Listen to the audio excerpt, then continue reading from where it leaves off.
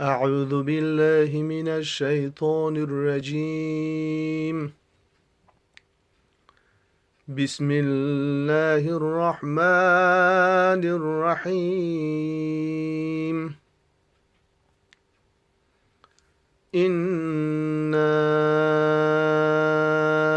أوحينا إليك كما أوحينا إلى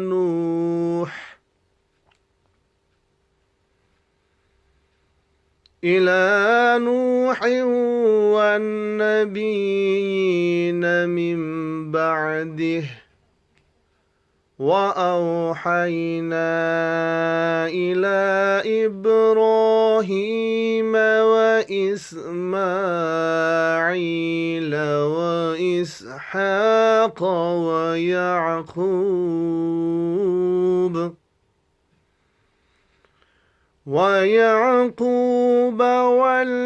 والأسباط وعيسى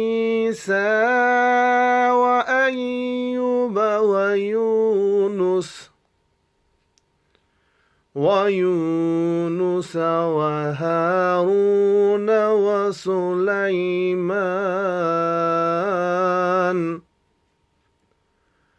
وآتينا داود زبورا،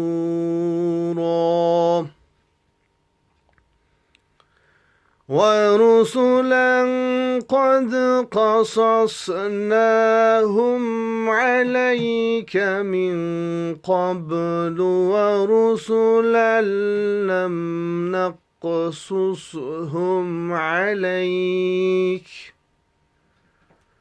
وكلم الله موسى تكليما.